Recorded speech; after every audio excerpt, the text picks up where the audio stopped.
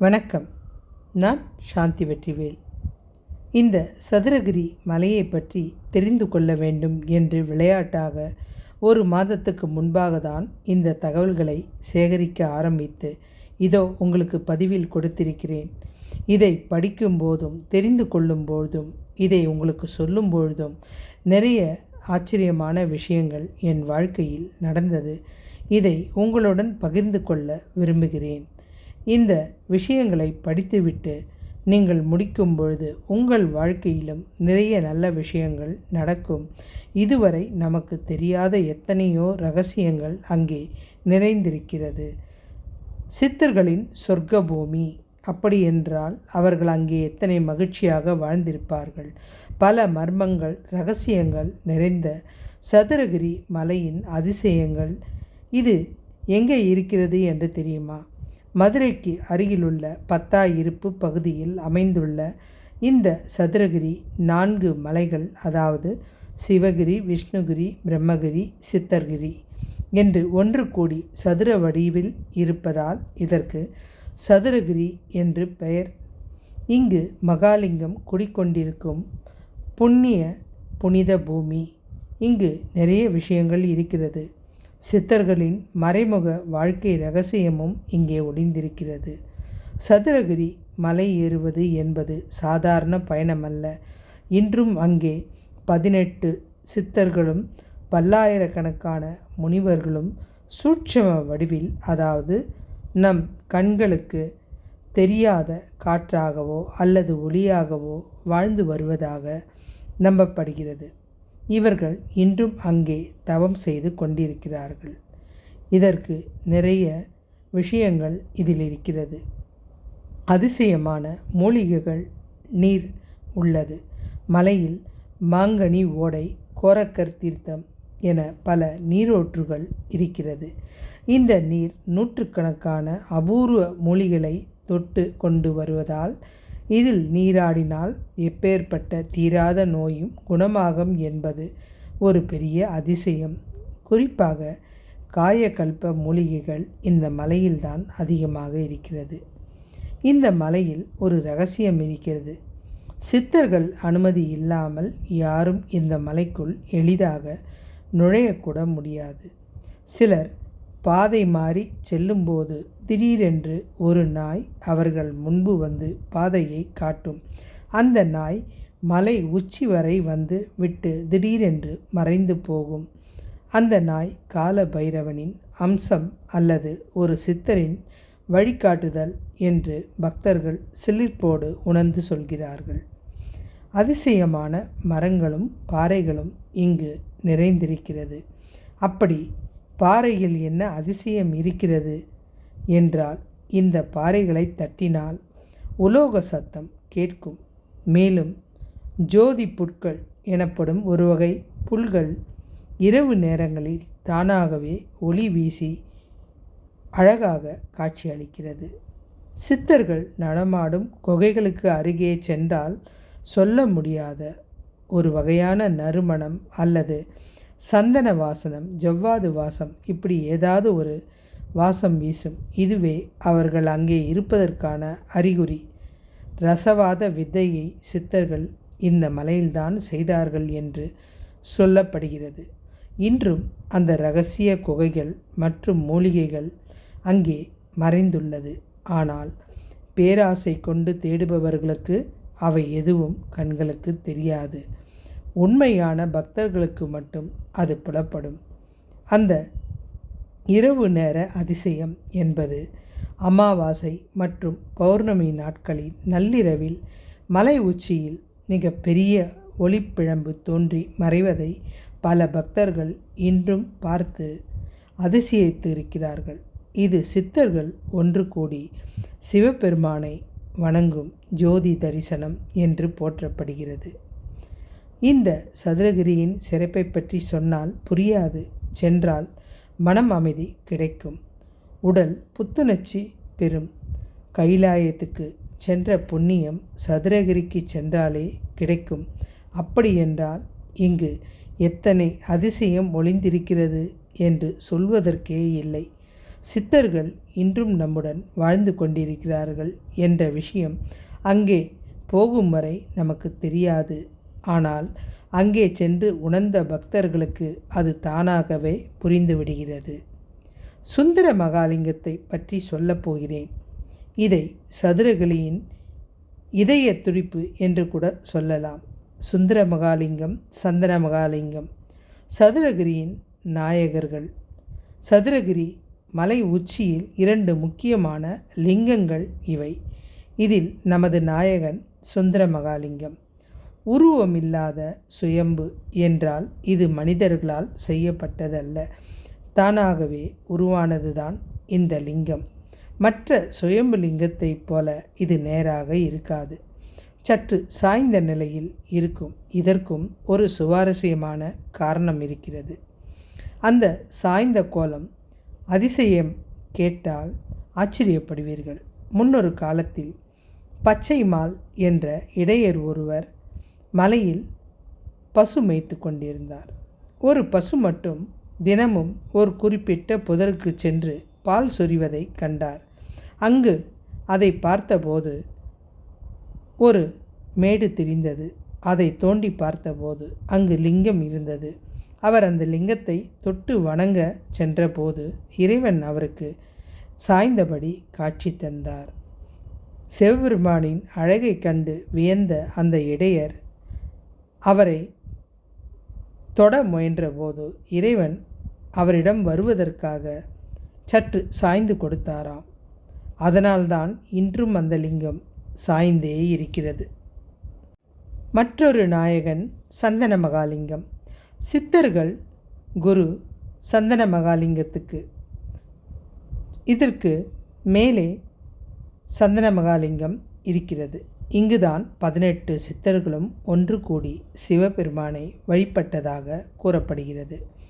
இந்த சன்னதிக்கு அருகே ஓடும் ஆகாய கங்கை தீர்த்தம் மிகவும் புனிதமானது, சுத்தமானது. இந்த சித்தர்கள் வணங்கும் சந்தன மகாலிங்கம் கோவிலை சுற்றிலும் இருக்கும் பகுதியில் நிறைய குகைகள் மறைந்தபடி இருக்கிறது. அங்கெல்லாம் சித்தர்கள் தவம் செய்வதாக நம்பப்படுகிறது. அங்கே அமைதியை கடைபிடிப்பது மிகவும் முக்கியம். நாம் இறைவனை பார்க்க போகிறோம் என்பதை விட சித்தர்கள் நம்மை பார்க்கிறார்கள் என்பதே இந்த இடத்தின் ஐதீகம். சதுரகிரி மேலும் 3 இரகசிய உண்மைகள் மறைந்திருக்கிறது. இங்கு நிழல் தராத மரம். சதுரகிரியில் ஒரு குறிப்பிட்ட வரை மரம் இருக்கிறது. அதன் நிழல் தரையில் விழாது என்று ஒரு கருத்தும் இருக்கிறது. இது சித்தர்களின் மாயம் என்றும் சொல்வார்கள். காலபைரவர் சதுரகிரியின் காவல் தெய்வம். இந்த காலபைரவரை மலை ஏறுவதற்கு முன்பும் இறங்குவதற்கு முன்பும் வணங்கினால் எந்த ஆபத்தும் வராது என்பது பக்தர்களின் நம்பிக்கை. இந்த நிழல் தராத மரம், அதில் என்ன அதிசயம் இருக்கிறது? காலபைரவன் துணைக்கு வந்து கடைசி வரை நாம் மேலே சென்ற பிறகு மறைந்து போவது. இதை பற்றியெல்லாம் உங்களுக்கு சொல்லப் போகிறேன். இந்த முதல் விஷயம், இந்த மரம் நிழல் விழாது என்ற ஒரு கருத்திருக்கிறது. இது சித்தர்களின் மாயம் என்று சொல்லுவார்கள். அதாவது சித்தர்கள் இதை காலில் தடவிக்கொண்டால் அவர்களால் என்ன வேண்டுமானாலும் செய்ய முடியும். மலையை வேகமாக ஏற முடியும், நீரில் மிதந்தபடி நடக்க முடியும், தண்ணீரில் கால்படாமல். எத்தனை ஆச்சரியம் வாய்ந்த விஷயங்கள் பாருங்கள். சதுரகிரி மலையின் காவல் தெய்வம் காலபைரவர். இவர் இங்கே நமக்கு கடைசி வரை துணையாக வந்து மறைந்து போவது 2வது அதிசயம். 3வது அதிசயம், பசும்பால் இங்கு நிறைய கிடைக்கும். என்னடா பசுக்கள் அங்கே இருக்கிறதா என்று நினைத்தால் பசுக்கள் இல்லைங்க.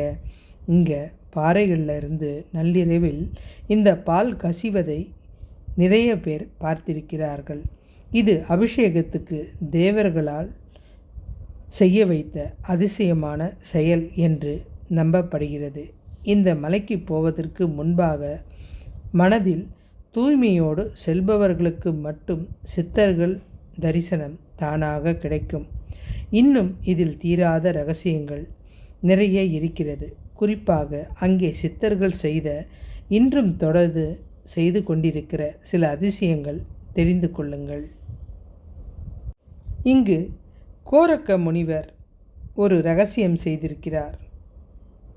இவர் அங்கே ஒரு குகையில் தங்கியிருக்கும் பொழுது இரும்பையும் மற்ற உலோகங்களையும் தங்கமாக மாற்றும் ரசவாதத்தை செய்தார்.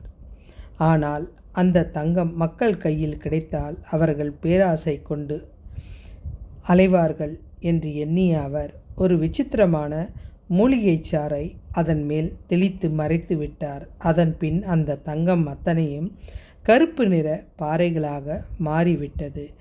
இன்றும் சதுரகிரியில் உள்ள சில பாறைகளை பார்ப்பதற்கு சாதாரண கல் போல இருந்தாலும் அதன் எடை மற்ற கற்களை விட மிகவும் அதிகமாக இருக்கும் அதிசயம் பார்ப்பவர்களை வியந்து போக வைக்கிறது. சட்டமுனி சித்தர் செய்த அதிசயம் இருக்கிறது. இவரும் சதுரகிரியில் இன்னொரு குகையில் தங்கியிருக்கும்போது அங்கே இவர் ஒரு ரகசிய வித்தையை செய்தார். அதாவது, உண்மையான பக்தர்கள் அந்த இடத்திற்கு வந்தால் அவர்களுக்கு தங்கள் கடந்த காலம், எதிர்காலம் ஒரு கண்ணாடி போல அப்படியே தெரியும். ஆனால் தீய எண்ணம் கொண்டவர்கள் அங்கு சென்றால் அவர்களுக்கு பாதையே தெரியாமல் மலை தானாக மறைந்து போகும். அதாவது அந்த சட்டமுனி இருந்த குகை மறைந்து போகும். எப்படி என்றால், திடீரென்று அந்த குகையை சுற்றிலும் பனிமூட்டம் அதிகமாக தோன்றி நம் கண்களை மறைக்கும், பாதையை மாற்றிவிடும். திடீரென்று விலகும்போது நாம் அங்கே இதற்கு முன்பாக பார்த்த அந்த குகை அங்கே தெரியாமல் மறைந்து போகும் இரகசியத்தை நிறைய பேர் பார்த்திருக்கிறார்கள். இதுபோல நிறைய இரகசியங்கள் அதில் இருந்து கொண்டே இருக்கிறது. சதுரகிரி மலையில் தவளைக்கல் என்ற ஒரு பெரிய பாறை ஒன்று இருக்கிறது. இது பார்ப்பதற்கு தவளை வடிவில் இருக்கும். மழை பெய்யாத காலங்களில் சித்தர்கள் அந்த பாறையில் ஏதோ ஒரு மூலிகையை பூசினால் அடுத்த சில நிமிடங்களில் அந்த வறண்ட மலைப்பகுதி மிக பெரிய பலத்த மழை பெய்து அங்கிருந்த குளங்கள், குட்டைகள் எல்லாம் நீர் நிரம்பி இருக்கும். இந்த அதிசயத்தை அங்கே வாழ்ந்து கொண்டிருக்கும் பழங்குடி மக்களின் நம்பிக்கையான விஷயம். இதை அவர்கள் நேரடியாகவே பார்த்திருக்கிறார்கள். சதுரகிரியில் பௌர்ணமி அன்று நள்ளிரவு 12 மணிக்கு மேல் ஆள் நடமாட்டமே இல்லாத அடர்ந்த காட்டுப்பகுதியிலிருந்து கோயில் மணி ஓசையும் சங்கொலியும் தெளிவாக கேட்கும். காட்டில் எங்கே கோயில் இருக்கிறது என்று நீங்கள் தேடி சென்றால் அங்கும் வியப்பு உங்களுக்கு காத்திருக்கிறது. நம்மால் அங்கே எதையும் பார்க்க முடியாது. சத்தத்தை உணர முடியும், சங்கீதத்தை கேட்க முடியும்.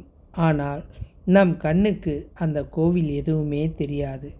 சித்தர்கள் ஒன்று கூடி சிவபெருமானுக்கு அருவ பூஜை, அதாவது ஆத்மாவாக ஒளியாக உருவமில்லாமல் பூஜை செய்வதையே அந்த ஒளி நமக்கு புரிய வைக்கிறது என்று அங்கு சென்று வந்தவர்கள் சொல்கிறார்கள். காயகல்ப மூலிகை ரகசியம். சித்தர்கள் நீண்ட காலம் உயிர் வாழும் காயகல்ப செடிகள் இந்த மலையின் பாறைகளுக்கு இடையே வளர்கிறது. இந்த செடியின் அருகே சென்றால் நம் உடலின் நிழல் தரையில் விழாதாம். மேலும் அந்த செடியின் மனம் பட்டால், அதாவது அந்த வாசனை நமக்கு பட்டுவிட்டால் பசிக்காதாம். பசி இருந்தாலும் மறைந்து போகும். ஆனால் சித்தர்களின் அனுமதி இல்லாமல் அந்த செடிகளை யாரும் பார்க்கக்கூட முடியாது. நம் கண்களுக்கு தெரியாது. சதுரகிரியின் ஆன்மீக ரகசியம் இந்த மலையில் அதிகமாக இருக்கிறது. ஆனால் கண்ணுக்கு தெரியும், இருப்பான், ஆனால் தெரிய மாட்டான், இருக்க மாட்டான் என்று சொல்லுவது போல எல்லாமே இருக்கிறது, நம் கண்ணுக்கு தெரியாது. இது சித்தர்களுக்கு மட்டும் ஆன்மீக ரகசியம் வைத்திருக்கும் ஒரு இரகசியமான ஆன்மீக பெட்டி இரகசிய பெட்டி என்று கூட சொல்லலாம். சித்தர்களின் சொர்க்கபூமி என்று சொன்னேன். இங்குதான் சித்தர்கள் நிறைய பேர் வாழ்ந்து கொண்டிருக்கிறார்கள்.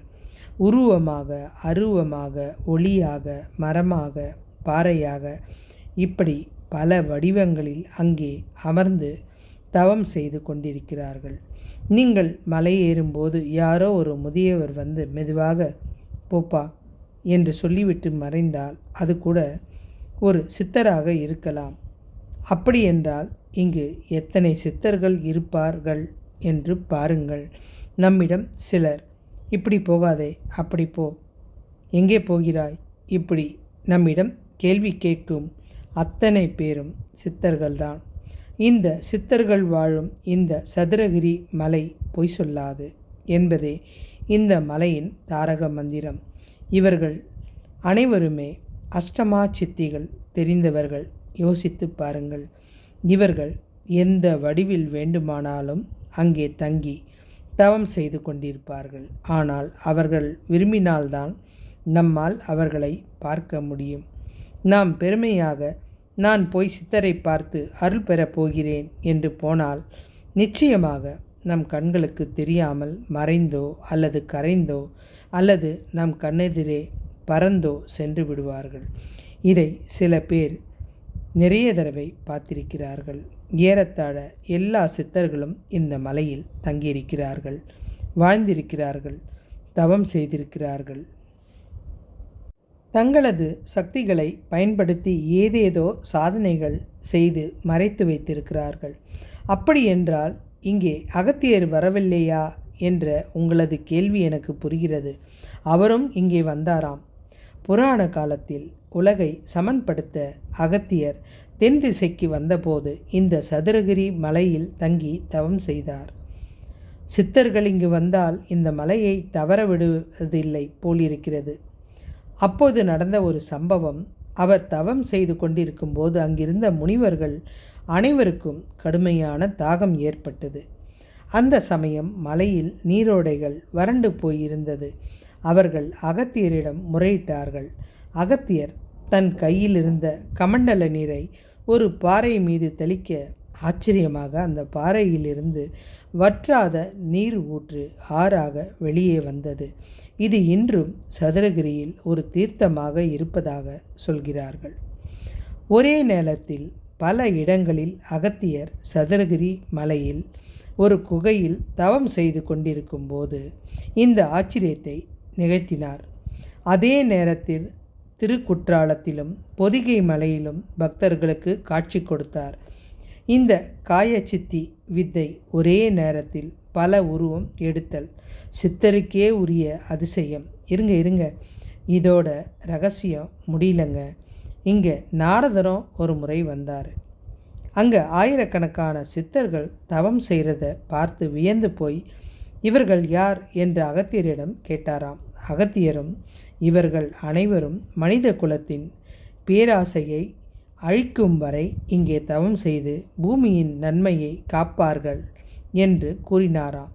நம்முடைய பேராசைக்கு அளவே இல்லைங்க, இன்னும் முடிவே தெரியலைங்க. அப்போ நிச்சயமாக இந்த சித்தர்கள் நமக்காக இங்கே வாழ்ந்துட்டு தான் இருப்பாங்க, நமக்காக உலகத்துக்காக தவம் செஞ்சுட்டு தான் இருக்காங்க. சதுரகிரிக்கு நாம் போவது என்பது நம்முடைய விருப்பம் இல்லைங்க.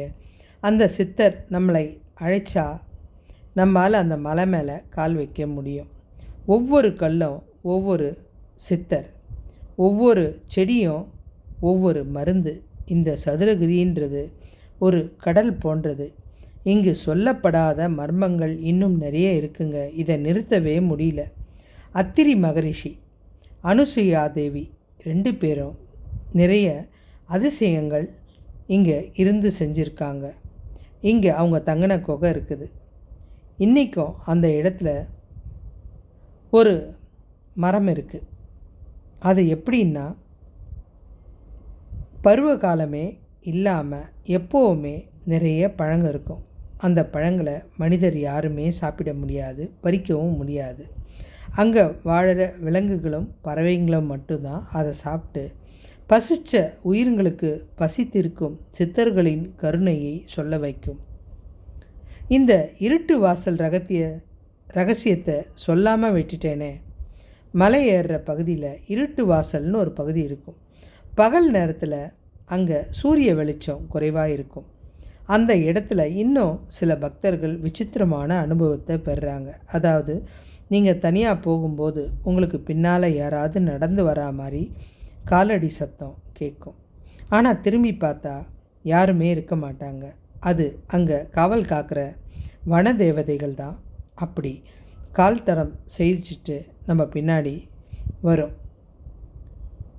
இது இல்லாமல் பயப்படாமல் நம்ம அவங்க கூட நடந்தோம்னா நம்ம இதெல்லாம் பார்த்து யாரோ வராங்கன்ற நடுக்கத்தை விட அங்கே இருக்கிற சித்தர்களை நம்பி நடந்தால் உச்சி வரைக்கும் அவங்களே கொண்டு போய் சேர்ப்பாங்க. தவசிப்பாறை, இதை பற்றி சொல்லவே இல்லையே. சதுரகிரி மலையோட உச்சியில் இருக்கும். இதுக்கு பக்கத்தில் ஒரு குகை இருக்குதுங்க. அதன் வாசல் ரொம்ப சின்னதாக இருக்கும். ஆனால் ஒரு ஆச்சரியம் இருக்குது. என்னன்னா, இதில் எவ்வளோ பெரிய உடல் குண்டாக இருந்தாலும் அந்த மனிதனால் அந்த குகைக்குள்ளே சுலபமாக நுழைய முடியும். ஏன்னா அப்படி போகும்போது உங்கள் உடம்பு ரப்பர் மாதிரி ரொம்ப லேசாகிடும். ரொம்ப ஈஸியாக அதுக்குள்ளே போயிட்டு உள்ளே போய் பார்த்தீங்கன்னா அது உள்ளே நுழையிற இடம் மாத்திரம்தான் சின்னது. ஆனால் உள்ள மிக பெரிய இடம். அங்கே உட்காந்து தவம் கூட செய்யலாங்க. இன்றைக்கும் நிறைய யோகிங்க அங்கே போய் தவம் செய்கிறாங்க. சித்தனின் குரல் அப்படின்னு கேட்டிருக்கீங்க. இங்கே அந்த குரலை நம்ம கேட்க முடியுங்க. சில கல் பாறைகள் இருக்குதுங்க. என்னங்க, கல் பாறையில் எப்படி சித்தர் குரல் கேட்குதுங்க. அந்த கல்லில் காதை வச்சு கேட்டோம்னா அது சில இடத்துல தான் இருக்குது. அந்த பாறை பூமிக்கு ஆழத்திலிருந்து ஓம்ன்ற மந்திரம் தொடர்ச்சியாக கேட்டுக்கிட்டே இருக்குதுங்க.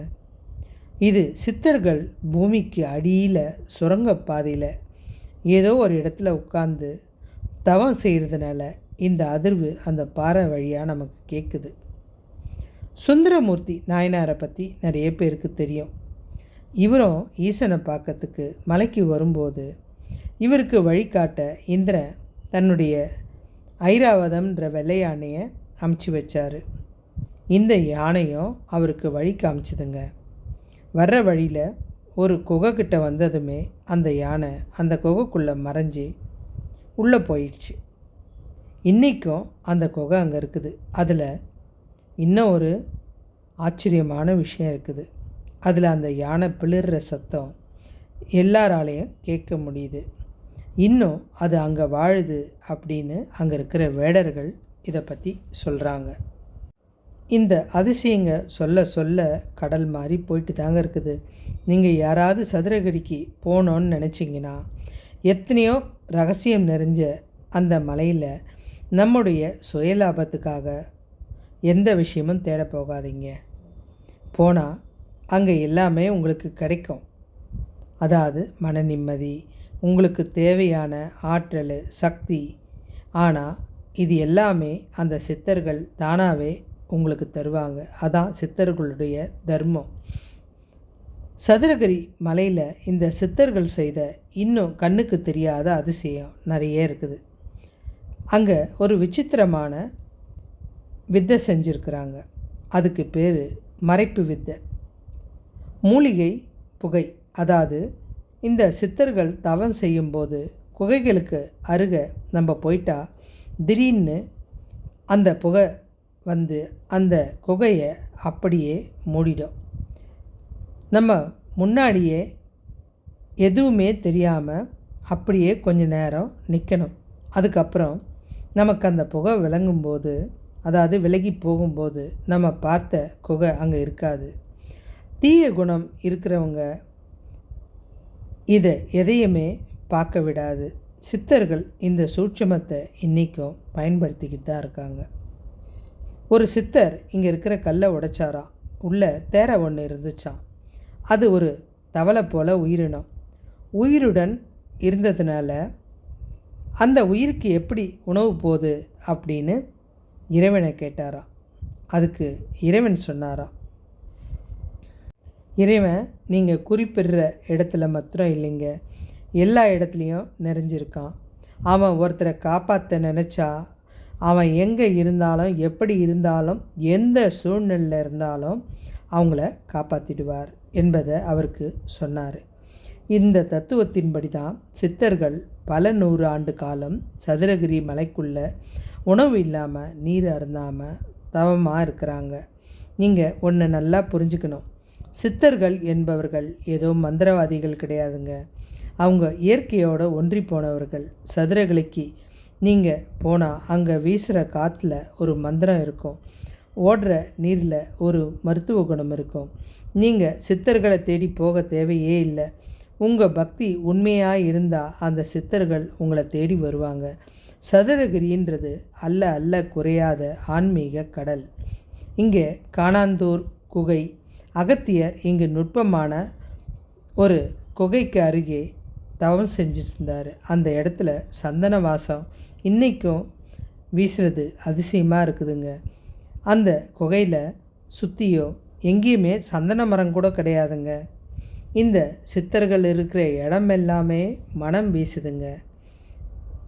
இந்த மூலிகை ரகசியம் எல்லாமே அவங்களுக்கு மாத்திரம்தான் தெரியும். அதனால தான் சில மூலிகைங்களை காலில் தடவிட்டு தண்ணியில் பறக்கிறது, மலை மேலே ஏறுறது, இப்படி போல் நிறைய விஷயங்களை செய்கிறாங்க. நம்முடைய புத்திக்கு இதெல்லாம் புரியாதுங்க. எல்லாம் சித்தர்களின் கண்ணுக்கு தானாக தெரிஞ்சிடும். நவபாஷான பழனி முருகனை செஞ்சதும் இங்கே வாழ்ந்த நம்ம போக சித்தர் தான்.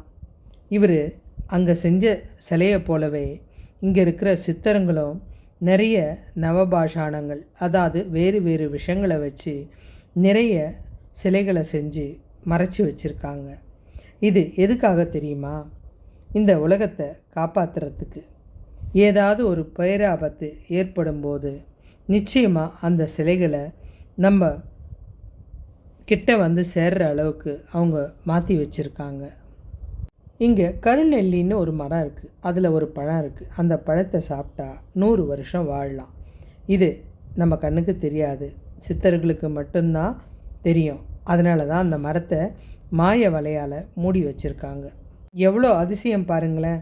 பாறையில் ஓம்னு மந்திரம் கேட்குது, அமாவாசை நள்ளிரவு பிளிர்ற யானை பிளிர்ற சத்தம் கேட்குது, மலை உச்சியில் திடீர்னு பௌர்ணமி அன்னைக்கு ஒளி எழும்புது. இதெல்லாம் பார்க்க பார்க்க சதுரகிரி அப்படின்றது வெறும் மலை இல்லைங்க, அது உயிர் உள்ள ஒரு தேவாலயமாக சித்தர்களுக்கு தெரியுது. இந்த மலைக்கு போக முடியாதவங்க உட்கார்ந்த இடத்துலையே சித்தர்களை நினச்சி நீங்கள் வணங்கினீங்கன்னா உங்களுக்கு தேவைன்னா அந்த சித்தர்கள் உங்களை தேடி வந்தோம் நிறைய ஆசீர்வாதம் செய்வாங்க. இங்கே இன்னொரு விஷயமும் சொல்ல மறந்துட்டேன்.